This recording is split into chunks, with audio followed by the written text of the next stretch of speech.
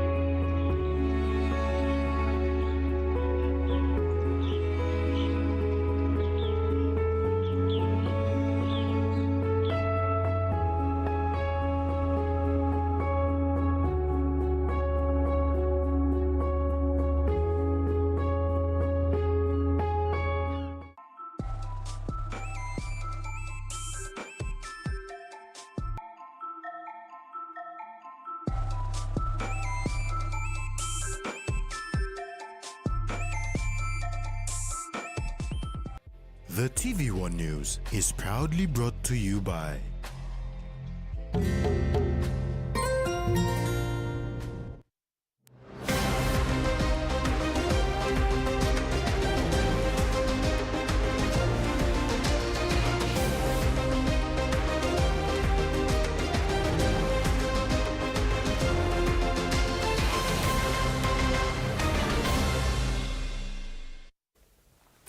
Hello and welcome. I'm Rex Litter. This is TV1 News.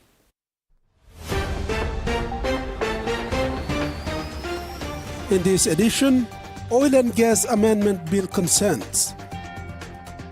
New Ireland customary ritual performed at Parliament. And Oceania Rugby extends suspension.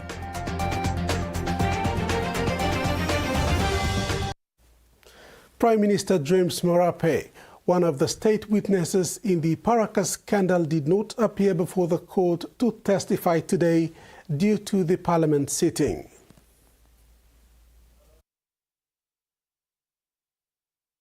The lawyer representing the state made an application to the court stating the reasons why Prime Minister Marape could not appear in court. However, the application seeks the court to allow Marape to appear on March 24, 2025. Marape was listed to testify on the allegations against Jacob Yafai, the former Deputy Secretary for the Department of Finance implicated in the Paraka scandal. Presiding Judge Chief Justice Gibbs Salika was disappointed with the state for not making sure Marape appeared in court today. Also listed as a state witness is Neville Devete, who is the complainant in this case. Devete was the Solicitor General in 2012 when he filed the complaint. Unfortunately, Devete is in Tennant Creek, Australia, and will give his evidence via Zoom. According to the state, it will take him a week to travel by road to Darwin to utilize the Director of Public Prosecutor's Office to give evidence. Therefore, Devete could be available on March 19th to give evidence. The state further mentioned that Sinesine Yongumol MP Kerangakua will also be called in to testify. Due to the unavailability of witnesses, the state submitted for an adjournment. However, the defense lawyer representing Jacob Yafai objected to the submission, stating that his client was charged in 2013 and has a right to a fair trial. After hearing submissions from the state and defense, Salika adjourned the matter to March 19th for Devete to testify. Salika said Marape and Kua will testify on March 24th. Tracy Pa, TV1 News. The second reading speech for the Oil and Gas Act Amendment Bill 2025 was done by Petroleum Minister Jimmy Maladina this afternoon in Parliament. Support for the bill was voiced through debates from both sides of the House, despite various concerns raised. Petroleum Minister Jimmy Maladina this afternoon presented to Parliament in a second reading speech the Oil and Gas Act Amendment Bill 2025. The bill is significant to the National Petroleum Authority Bill, aligning the legislations in meaning and function. Once enacted, the National Petroleum Authority will replace and supersede the Department of Petroleum and Energy as the administrator of the Oil and Gas Act of 1998, which is the primary legislation regulating the petroleum industry and activities in Papua New Guinea.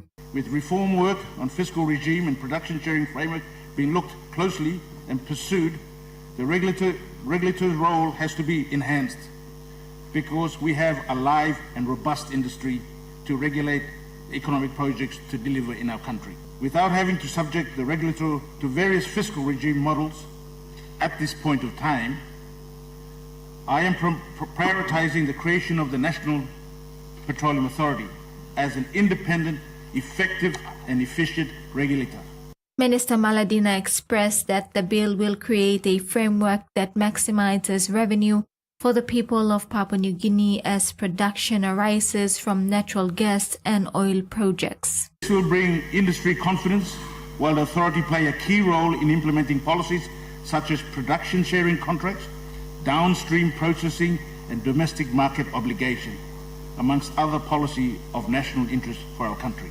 Support for the bill was voiced during debates from both sides of the House. I must commend the Minister for Petroleum for this presenting this long overdue bill in terms of regulating our very, very important hydrocarbon sector, particularly the petroleum industry. That will transform the Department of Petroleum into an authority with a board and a managing director to manage the petroleum, gas and hydrocarbon industry of this country. We need to be compatible with the industry. We cannot have a government department competing with well-advanced people with technology and know-how. This bill is timely. Let's get them passed through. And we're in the business of setting the authority and move on and protect our resources in the best possible way. But not without raising various concerns in regards to the amendment bill. It appears, Assistant Speaker, that this government is into structures. More ministries, more departments, therefore more costs to the country and taxpayers. But they have had 6 years of trying to manage the processes, respond to it. I think it's a typo error. Maybe the copy I have is a different copy. But on page 3 on subsection 7 of your bill that you have distributed, you have duplicated the functions of the board twice. Maricela Kelleton, TV1 News. Furthermore, Prime Minister Marape assures that there will not be duplications of functions, stating that the current structure of the Department of Petroleum will be renamed and upgraded to an authority.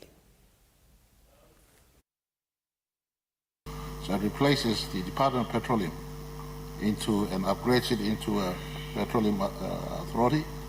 And in this, there will be not much need for new staff brought in, but through the normal advertisement processes, the current positions we have will be now migrated into the new authority. We also know the sister agency in mining has Department of Mining and the Mineral Resource Authority. We're looking into marrying these two and to ensure that we remove impediments in between many of these agencies of state that could clog efficiency of work. A customary ritual called wash down of footprints for late New Ireland Governor Sir Julius was held after Parliament sitting yesterday by New Ireland chiefs. The New Ireland customary ritual known as the washdown of footprints was performed at the National Parliament House yesterday after the first Parliament sitting. Assistant Speaker of Parliament, Council Kamdaru, accompanied by the Clerk of Parliament, Kala Aufa, and Deputy Clerk, Chamber Services Basil Kambuliagen, were honoured as custodians of the House of Parliament by chiefs from the New Ireland province. Late Sir Julius Chan's spirit was symbolically recalled back home by the 9 local level government presidents during the ritual.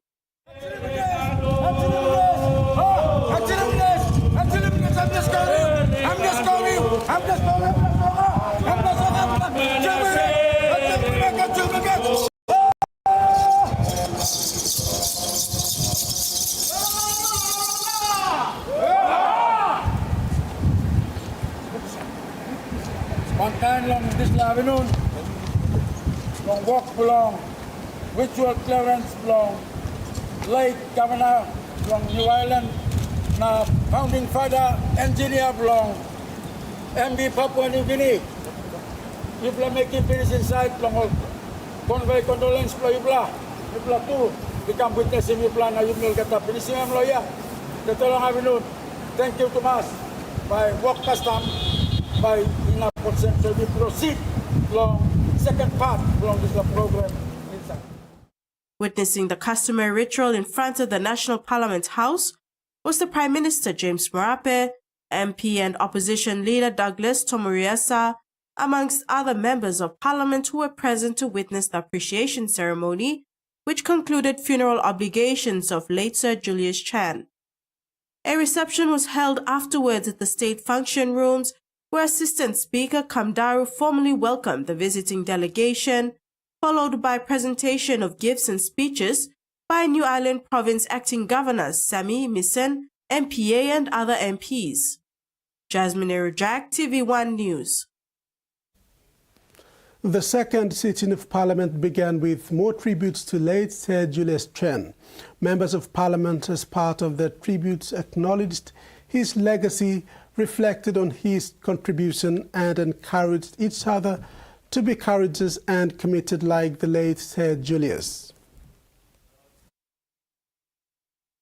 The second sitting of Parliament saw the MPs continue their tributes to late Sir Julius Chan. His legacy was highlighted, sharing the testament to his belief, reflection of his contribution, and encouragement to be courageous and committed like the late Sir Julius.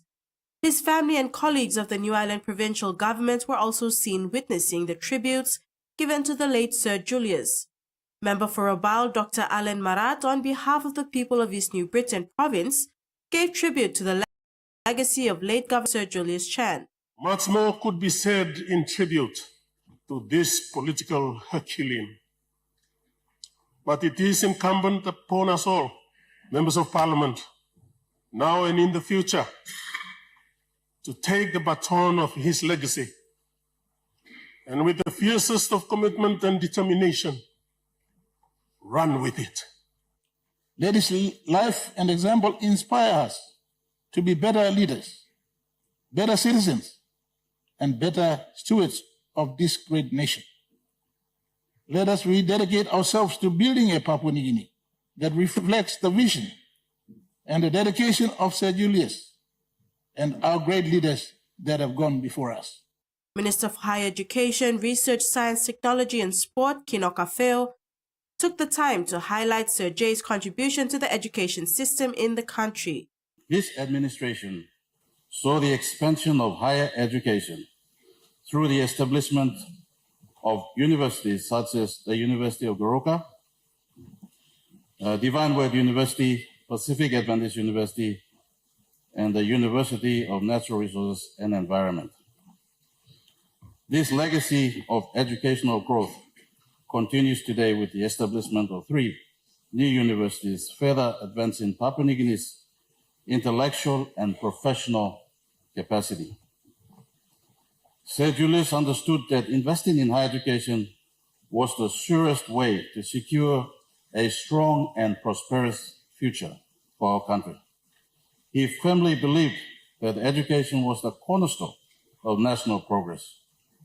Member for Kandep, Don Pollier, shared Sir Julius' values and how leaders of today should grab those values to see the betterment of the country. Sir J is gone, but the value of professionalism, the value of prudent economic management, the value of national integration, the value of love and care for the people, the value of unity for a bright future for Papua New Guinea, those values are still with us today. Let's honor him and other great leaders like Sir Michael and the pioneers that we have mentioned. Let's honor them by living those values. Member for Okapa Saki Soloma and Minister for Environment, Conservation and Climate Change Simon Kilepa also shared their sympathy towards the Chan family and emphasized on his legacy in Papua New Guinea. Jasmine Irajak, TV1 News. You're watching TV1 News. Stay tuned. We'll be back with more stories after the break.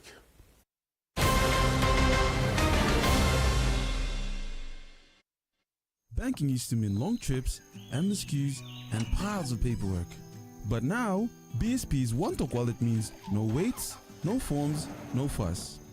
No BSP account needed. Just dial *131# to access your money wherever, whenever. Send, receive funds, withdraw cash at an ATM without a bank card, pay for school fees, and make top-up purchases safely and securely. BSP's one-talk wallet. Money made easy. Hiya, Mama. You wait then, but me add him special flavor. Put in more flavor, put in more taste. Magic kakaru, get up a big smile on face. Time cook him chicken, a great kumutu. Sip, sip, the moo, yes, magic on you. Maggi, the taste P&G loves. It's back to school with Lay Biscuits. We're giving away a massive 100,000 kina cash gift voucher to help you kickstart the year. We've got prizes up for grabs from 200, 500, 1,000, 2,000, and a whopping 5,000 kina cash gift voucher. Here's how to enter. Spend 10 kina or more on any Lay Biscuit product. Write the contact details on the back of the receipt for your chance to win. Promotion starts on the 10th of February and ends on the 4th of April. Fresh draw on the 11th of April and the major draw on the 16th of April. See selected stores nationwide. Terms and conditions apply.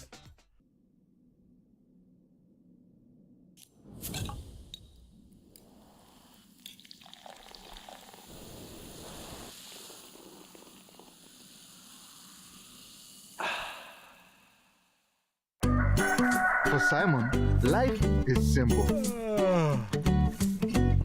Dreams seem distant, yet hope remains.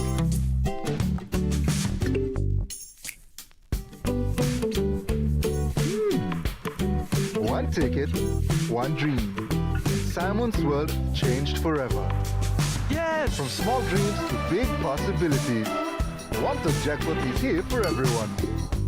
Win big every day. We welcome you back to all the live action. Yeah, they come to Morris, they will score! He goes the ball and goes right through. But just clutching at his jersey, too fast, too strong, too big. And then the Superman finish.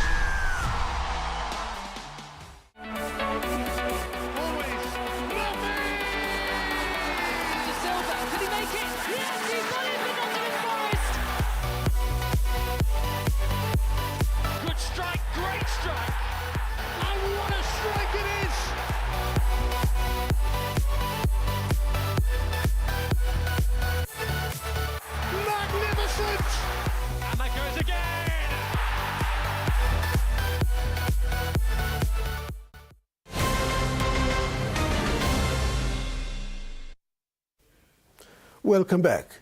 The devastating effects of coral bleaching have already reached Papua New Guinea. With global warming, over 90% of the Earth's heat is absorbed by the oceans. This stresses the coral reefs, and when under pressure, they expel the microscopic marine algae that lived in their tissues.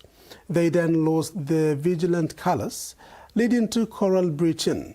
Local conservation group, the East New Britain Seakeepers, have confirmed what has been predicted by the National Oceanic and Atmospheric Administration, or NOAA. Marine biologist and the founder of East New Britain Seakeepers, Emma Oliver, said NOAA has sent out an alert warning us of the severe coral bleaching event unfolding on the reef. The National Judiciary Staff Services refurbished judges' chambers were officially opened today in Port Moresby. The project was implemented in partnership with the PNG and Australian governments through the Australia High Commission. It cost about 1.7 million kina to complete the project. About 5 new chambers refurbished by a local contractor was officially opened today by the Australian High Commissioner John Fix and PNG Chief Justice Segip Salika. The project began in December 2024 and was completed in February of this year. The official program started with keynote addresses by Mr. Fix and Justice Salika, followed by the unveiling of the plaque and a tour of the chambers. According to Justice Salika, the objective of initiating the new chambers is to accommodate the growing number of judges. According to Justice Salika, the objective of initiating the new chambers is to accommodate the growing number of judges. Currently, there are about 10 chambers which cannot cater to the 42 judges of the National and Supreme Courts. Project because of our recruitment of additional judges that is currently taking place, and of course the other factor that when judges come here for the Supreme Court sitting, we just don't have enough sufficient chambers. There are 2 or 3 judges sharing one chamber when the Supreme Court is sitting, and so that's the reason for us to have additional chambers. Salika thanked the people of Australia for this support that will contribute meaningfully to the development of the law and justice sector of PNG. The people of Australia and to the Australian High Commission officials who made this possible for the 5 new additional chambers. High Commissioner Fix said the partnership between Australia and PNG through this project signifies an unwavering commitment to justice and the rule of law. I am greatly committed to working alongside Papua New Guinea, its government, judiciary and its institutions to strengthen the judiciary and increase access to justice for everyone in Papua New Guinea. He said the collaboration reflects Australia's desire to strengthen PNG's judicial system. Tracy Pa, TV1 News. 3 urban youth groups in Alotau have been formally certified as cooperatives, marking a significant step towards youth empowerment and economic participation. The certification was presented by Alotau MP Ricky Morris at a youth awareness roadshow at the Alotau basketball courts recently. The Youth Awareness Roadshow brought together representatives from national and provincial government departments and line agencies of Milne Bay who engaged with young people through presentations and practical demonstrations. Among the groups receiving certification were Garuboy, Modewa, Hida, and Kewa cooperatives. However, only Garuboy, Modewa, and Hida were presented with the certificates at the event. In addition to the certification, MP Ricky Morris provided wheelbarrows, tools, and 5,000 kina in startup capital to support the youth-led cooperatives. MP Morris further explained that the 5,000 kina startup capital will be distributed across all urban and rural cooperatives in the district, helping them develop business plans and launch income-generating projects.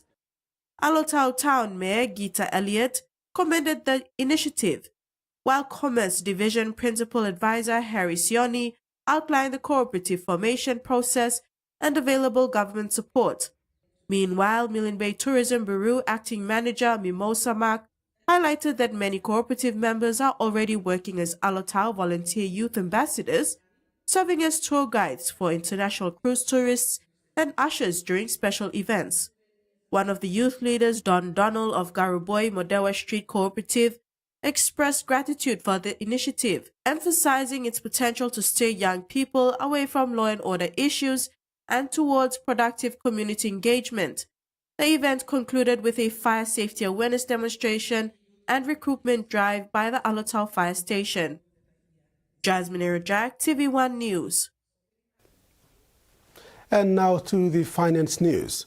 The kina closed unchanged at $0.2487 in the interbank market. At Bank South Pacific, our kina was buying $0.2412 US, $0.3808 Australian dollars, 0.2134 euro and 35.33 Japanese yen. Looking at commodity prices at New York close, gold, coffee, palm oil and crude oil closed higher, cocoa and copper closed lower, and copra closed the day unchanged. And on the stock market, the Dow Jones closed lower, ASX closed lower, and all ordinaries closed lower as well. This is TV1 News. We'll have news overseas when we return. Stay with us.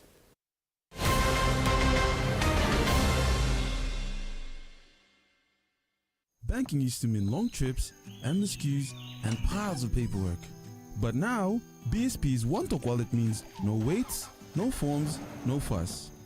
No BSP account needed. Just dial *131# to access your money wherever, whenever. Send, receive funds, withdraw cash at an ATM without a bank card, pay for school fees, and make top-up purchases safely and securely. BSP's one-talk wallet. Money made easy. A true champion is measured by their courage, their determination, and their passion to never give up and to always keep trying. With a delicious Milo in milk taste and added nutrients, Milo in milk is a great way to fuel our little champions with nourishing energy every day. Because true champions give it their all. Milo, PNG and Mia. Prime PNG made. Hi, with the help of Palmolive Naturals shampoo and conditioner, with these 3 quick and easy tips, I'm going to show you that more natural, beautiful hair is achievable. Step 1, massage your scalp during washing with shampoo. Step 2, apply conditioner to the tips of your hair. Step 3, gently towel dry your hair. There you have it. For natural, beautiful hair, use Palmolive Natural shampoo and conditioner. Have a great hair day. We are the people, connected to our land and sea. Timeless and enduring, it has served past generations, sustains us today, and will support those of tomorrow. A testament to human ingenuity. It can be shaped into limitless forms. It reflects our humanity, strong yet vulnerable. It teaches us to endure challenges to fulfill our purpose. Past technologies inspire us to look inward for creativity and sustainable solutions for the future. It brings families together, fostering moments of connection over shared meals. Known and cherished worldwide, the clay pot is a universal symbol of life, resilience, and connection. It's a new year. That is exquisite rugby league! A new season with new beginnings, new leaders, and new hope. The only thing that isn't new is the dream. That is the NRL at its absolute best. It all starts now. The NRL Telstra Premiership. Let's go!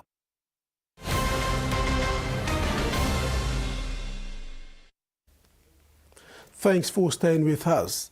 The Green Climate Fund has approved $12.9 million in grant financing to scale up life-saving early warning systems in Fiji. This support will ensure all Fijians, especially those in vulnerable and remote communities, have access to timely and reliable information before climate-related disasters strike. The importance of early warning system is not just essential, but urgent. Over the past decade, Fiji has faced frequent and intense cyclones, causing widespread damage to infrastructure, homes and livelihoods, as well as the loss of life. This is the first Green Climate Fund project proposed to be developed and approved for Fiji. A staggering recovery effort is set to take place on the Gold Coast. The council wants to restore the famous beaches which have been left unrecognizable because of erosion. Kilometres of beach line damaged. The weather may have cleared, but it's replaced the Gold Coast's usually perfect beaches with cliffs of sand. 80% of our beach is gone into the ocean. An estimated 5 million cubic metres washed away. We came down here today to see the beach and got such a shock to see the change. I can't believe the difference in how much sand has been taken away. The Mayor is confident beaches will be ready by Easter. Please come and visit us. Visit Queensland. The beach will be open and it'll be great. And he's backed by an expert. 5 weeks, no problem, as long as we don't get another cyclone. Work has already begun. We will dredge the sand that's in the ocean and shoot it through, pump it through the sky. Erosion this extreme isn't expected at the popular tourist destination. Locals are keen to see the beach return to normal, but some are sceptical of the Mayor's timeline. I can't see how we're back to what it was by April school holidays. Making the most of what's been left behind. Insurance companies are under pressure to justify their high premiums as they start to sift through thousands of claims in the wake of tropical cyclone Alfred. While experts fear many affected by the latest disaster will be underinsured, the industry says the governments could do their part to reduce costs. Lismore-based Adele Wessel knew her home insurance premium would go up this year, but she was shocked when it arrived. I didn't expect it to be nearly $1,000 more though. The city, still rebuilding after the 2022 floods, was hit hard by ex-tropical cyclone Alfred. Her home was unscathed, which was lucky because to make insurance affordable, she slashed her cover. I increased the excess that I was going to pay, and I also reduced the value of the home. Adele's bill shows taxes are driving up her costs by more than a quarter. New South Wales and Tasmanian residents are triple taxed, paying insurance stamp duty, emergency services levies and the GST. People elsewhere pay 2 taxes, except for the ACT where there's only GST. In those states where there is a higher tax take, there is a higher rate of underinsurance. The ACT boldly removed its 10% insurance duty 8 years ago. There's hundreds of millions of dollars less tax being collected on those premiums than there would have been otherwise, and we think it's fairer to spread that risk. To replace the lost revenue, Andrew Barr made a controversial call, increasing taxes on ratepayers. We've kept it revenue neutral, but we were prepared to expend some political capital, and it did. It cost us votes, but now, nearly 8 years on, it's barely mentioned. The insurance industry wants other governments to do the same.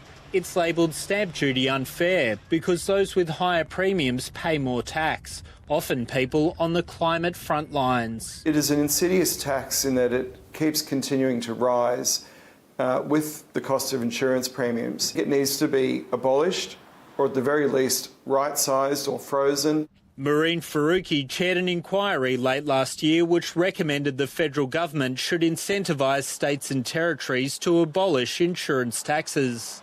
Unless federal government steps in and actually tries to make insurance cheaper, these communities will continue to suffer. The ABC asked all states and territories, but none are considering cutting insurance stamp duty. The New South Wales government plans to scrap the emergency services levy, but there's no timeline.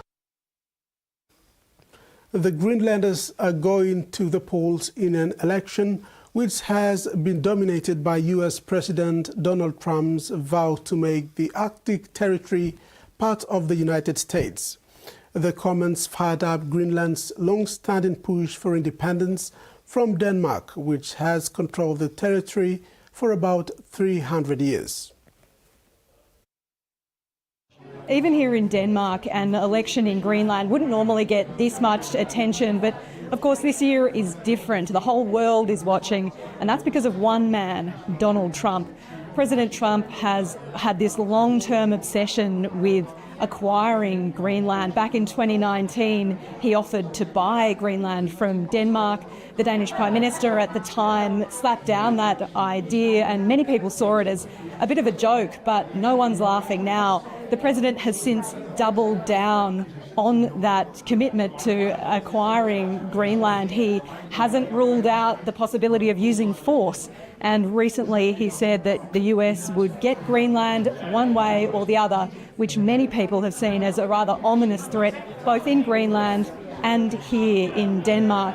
Now, the reason that he wants it, well, there are a few reasons that Donald Trump wants Greenland. Fundamentally because of its geographic and strategic location. It lies smack bang between the US and Russia. But it's also got this wealth of critical minerals, these rare earth minerals that are essential to green energy technologies and which at the moment China controls the vast majority of. But the possibility of Greenland actually becoming part of the United States is extremely low. The vast majority of Greenlanders don't want to be a part of the United States. But this has thrust the issue of independence from Denmark into the heart of this election. Now, Greenlanders have been able to hold a referendum on independence since 2009, but they haven't done so primarily because at the moment Denmark provides this block grant of about $1 billion Australian dollars, which is about half of the Greenlandic budget, funds things like education and healthcare, and they're concerned, of course, that the quality of life that they have at the moment would decline if they secede from Denmark. So while many people in Greenland are not wanting to be a part of the United States, they are hoping that this attention that Donald Trump has brought to the territory could give them some leverage in the discussions that they're having, the negotiations about the kind of support that they might be able to get if they do eventually vote for independence. Several orthopedic surgeons have resigned from the ACT's public health service in protest over what they've described as a deteriorating environment where administrative priorities have trumped clinical decisions about patients' care. With a career in orthopaedics spent in Canberra, Dr Cindy Vrancic says recent decisions by health service officials have her calling time on practising in the public system. We've had a certain shift in the focus of the way that service is being delivered, and it seems to coincide directly with the budgetary constraints and the overspending with the health system. She's not alone. The soon-to-be former head of the Canberra Hospital's orthopaedics department has also thrown in the towel. The bureaucracy has finally just essentially pissed me off enough to, after 27 years, tell them where they can go jump. According to last month's Canberra Health Services inpatient waiting list report, just 7% of Category 1 patients who were ready for care were overdue for orthopaedic surgery within the 30-day guideline. But for Category 2, 64% of patients hadn't been seen within the recommended 90 days. And for Category 3, who guidelines say should be treated within a year, 28% hadn't had their surgery. Last month, a group of surgeons wrote to the Health Minister expressing a vote of no confidence in the administration of the health system. Canberra Health Services set up an operations centre to streamline patient flow through the hospitals.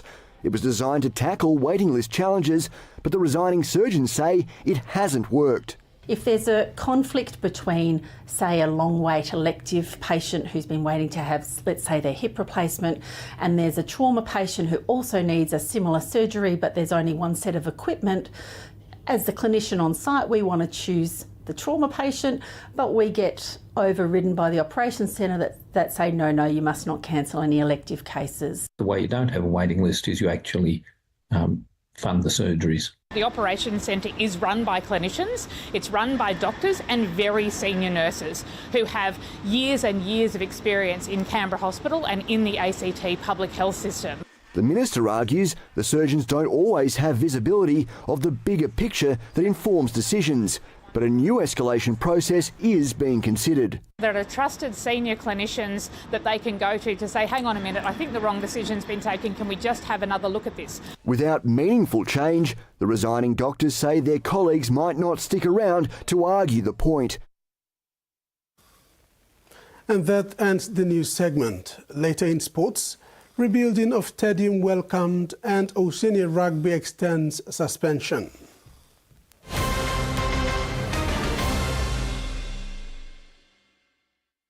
Meet the bank for everyone, everywhere. As People's Microbank, we were proud to be a bank for the people. Now as National Banking Corporation, we are bringing modern banking to all in Papua New Guinea. With more branches and our friendly staff ready to assist you in more places, we are making money matters simple and fair. So wherever you are, however you say it, say hello better banking. Learn more at nbcpng.com.pg.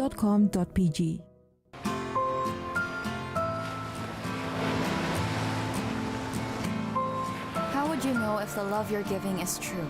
You will know it for sure, because your heart will tell you if it's true. I'm done!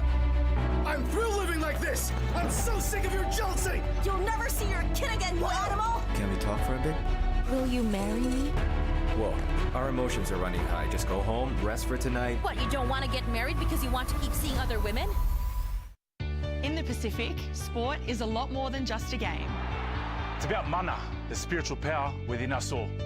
Le Malo Sianga, from our people, our strength, and the heart of the Pacific. It's driven by custom, our connection to culture, and bringing people together. And Matavu Vale, where every player stands tall for themselves and their community. And it's about sharing those incredible stories. Join us every week for all the sport in action from across the Pacific. Your Pacific sporting journey starts here. It was 24 hours before a Japanese patrol arrived at the crash site. Can it be possible that the locals have got there first before the Japanese? And is it possible the sword can still be on the island?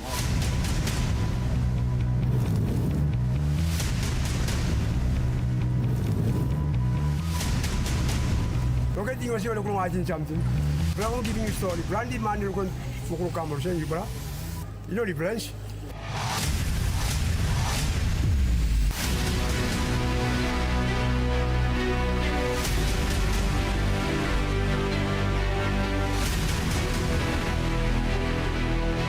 When you come out and come again and nobody cry, nobody cry.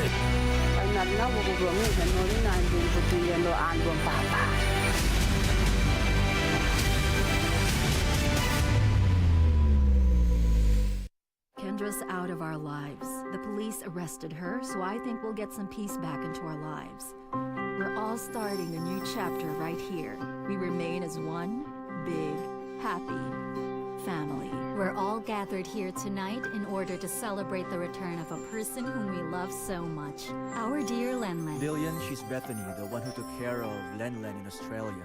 This is Lillian, my future wife. It's really nice to meet you. Nothing in life is constant. Her anger towards me and Mother. When you love someone, you'll never give up. You're going to fight. I'll make it up to you. I'll listen to what you have to say. Sweetheart, please don't you let go of me, didn't I? If Lenlen doesn't want to talk to you, then you should just stop trying. I'm always here for you. Don't lose hope, Maggie. I feel a bit better because you're with me. Okay. There's something Don't touch it! Don't touch it! Kendra has woken up. I'm going to get my revenge against each and every one of you. You're gonna rot in here. Will the Donnas be able to rebuild their bond and make it strong enough to withstand new challenges? Prima Donnas.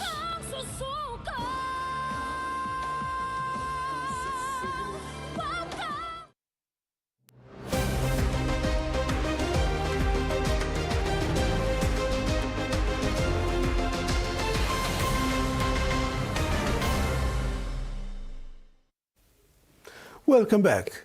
Athletics PNG has warmly welcomed the recent news that work has commenced on the rebuilding of the all-weather track at the Sir Ignatius Kilaga Stadium in Lae. President Tony Green said that the completion of the track will be a huge boost to the sports in the province and for the national athletics program, with the national championships returning to Lae this year for the first time since 2016. The PNG National Championships will be staged from 5 to 7 December 2025, with Athletics PNG believes it's feasible given the Lake City Authority are planning for the track to be completed in time for independence celebrations in September. This fits in well with the Athletics PNG calendar, which, as in 2022 and 2024, sees the main focus on domestic events in the second half of the year. With the Pacific Mini Games in June, the focus is currently on the preparation of the team, which will be announced this week, with trial competitions for the selected athletes and the lead-up competition overseas in May. Only 3 athletes are expected to attend the Australian National Championships this year, as the event is being held in Perth, with the Philippine Open early in May seen as a better option logistically for the PNG-based athletes. No regional championships are being held this year, with associations being encouraged to focus on staging a provincial or open championships and issue invitations to other centres to participate. This will be held in Goroka, Wewak, Kimbe, Port Moresby, Lae and East New Britain. Terry Longwood, TV1 Sports. Basketball PNG is hopeful to get the strong team ready for the Mini Pacific Games scheduled for this July in Palau following training setbacks. According to coach Nick Daroa, they have selected 6 players each in men and women's divisions, and they're hoping to trim the team down to the final 4 players.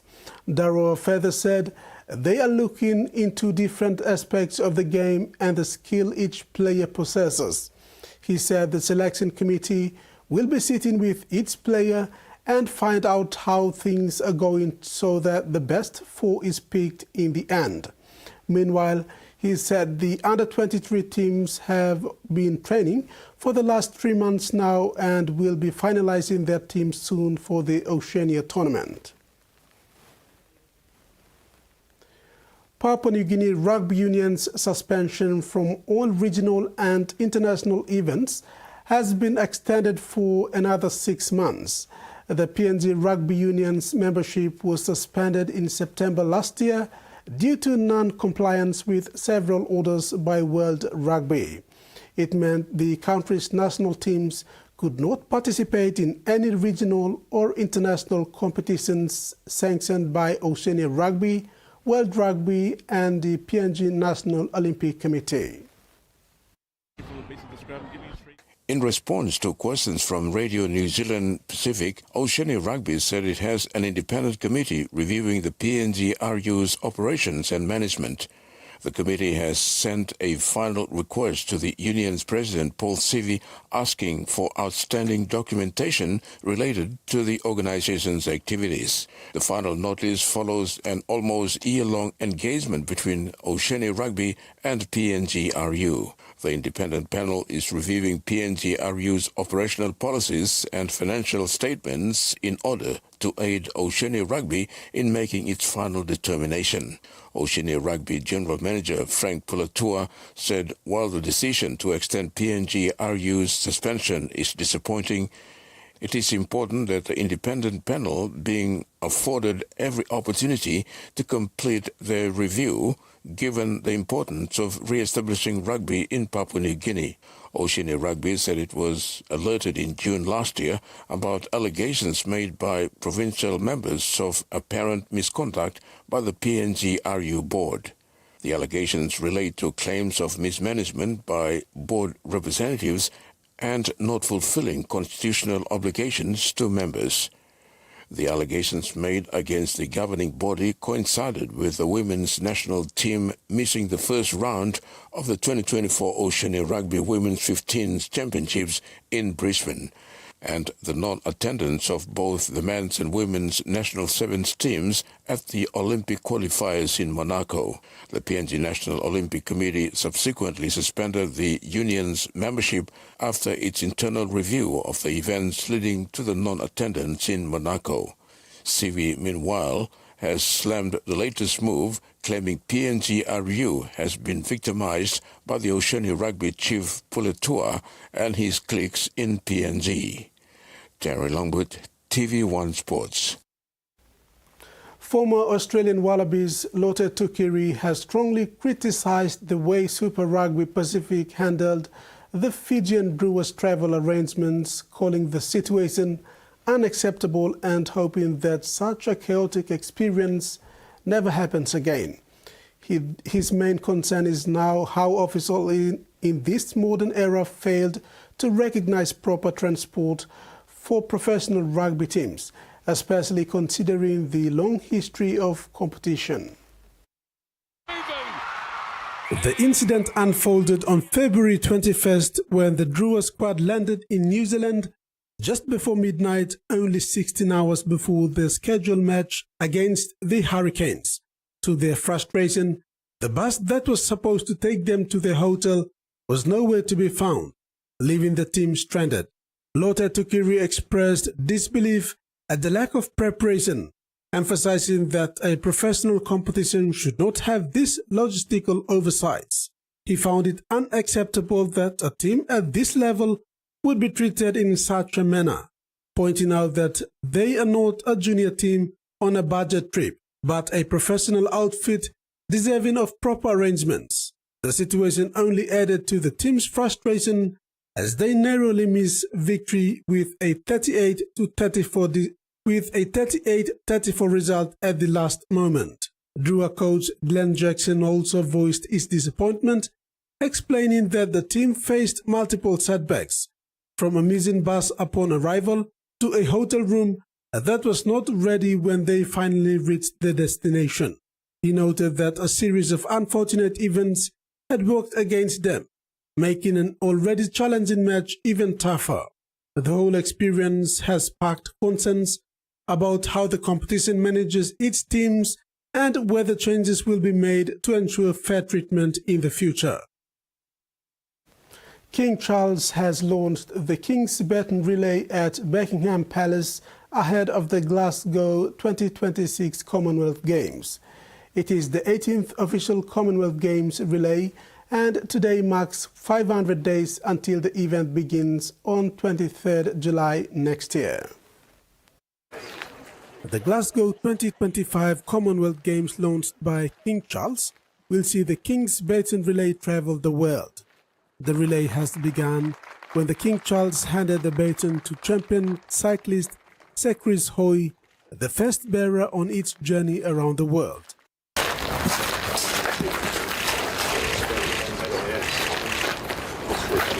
The Caribbean was the first Commonwealth region destination for the King Charles Baton Relay, with Trinidad and Tobago starting the baton celebrations on Tuesday, 11th March. The Caribbean part of the baton relay ends on Saturday, June 14th, before the relay moves to Africa, 15th June to 24th October. The baton will then go to Asia from 25th October to 21st December 2025. The baton will then go to Asia from 25th October to 21st December.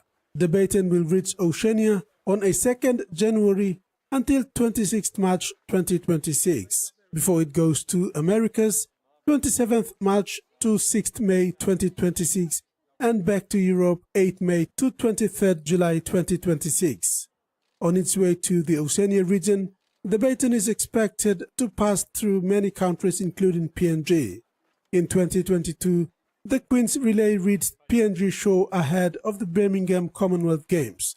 It was a great event for PNG.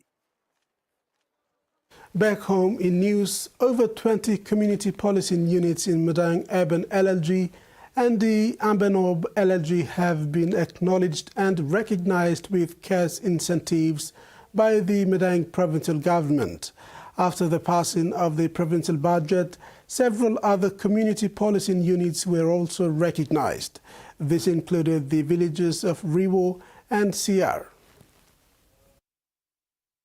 Community Policing Unit program is an initiative of the Provincial Police Commander Robert Baim in 2023 to address lawlessness in the province. Soon after the passing of the provincial budget, the Madang Governor Ramsey Pariwa and the Provincial Police Commander Robert Baim traveled to Riwo village along the north coast in Ward 6 of Ambanob local level government and present 8,000 kina to the community policing unit stationed there.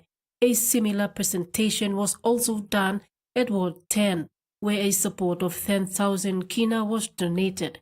Several cash incentives were also presented later last week at CR Village and Medang Urban local level government wards. The team leader of Rewa Ward 6, Johannes Kamod, expressed his appreciation to the Medang government for providing security to keep the community safe and peaceful.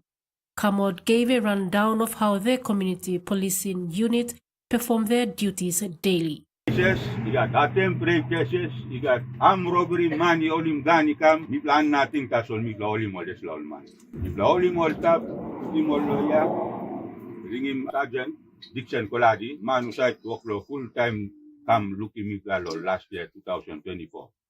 Son have strong through backside lo mi flying up now. Governor Pariwa said he was impressed with the efforts of the unit members and announced that their commitment and dedication has boosted the provincial government to continue to assist the work of the units going forward. Right now, you play boosting this spirit about him CPU.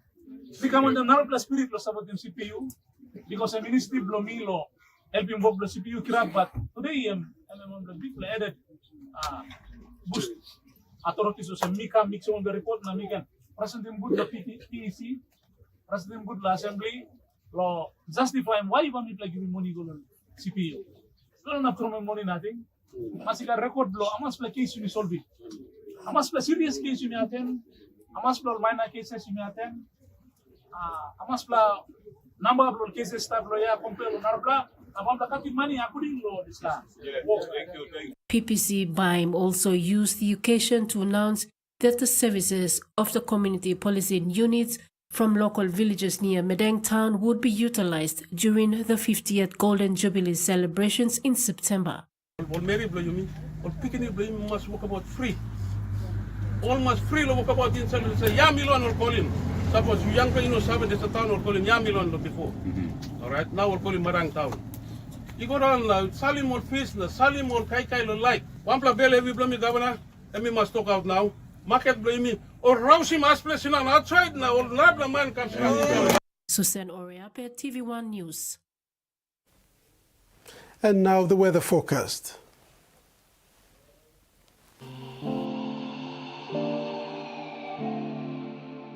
In regional forecast, southern Port Moresby, partly cloudy with few rain showers and possible thunderstorm. Bomase, lay partly cloudy with some shower rain and possible thunderstorm. New Guinea Islands, Lorengau Kimbe, cloudy with showers, rain and possible thunderstorms. Buka, mostly sunny to cloudy, evening with few showers. And for islands, Mount Hagen, morning fog clearing into cloudy periods with rain showers and possible thunderstorms. Ocean forecast, Coral Sea, sea slight with east to northwest winds of 5 to 15 knots. Bismarck Seas, sea smooth with northwest to northeast winds of 5 to 15 knots. Pacific Ocean, sea slight to moderate with easterly winds of 10 to 20 knots. And coastal waters forecast. Waters of Cape Vogel to Huon Gulf to Finsafen, through Vitia Strait to Siasi Long Island to Medang, seas 0.5 to 1 meter. Waters of New Ireland to East New Britain to Bougainville, seas 0.5 to 1.3 meters. And that wraps up the news tonight. Thanks for staying with us. Good night.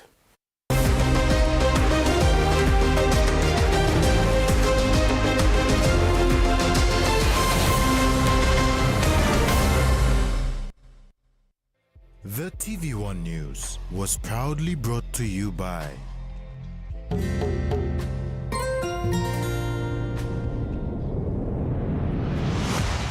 BSP, our bank, our people.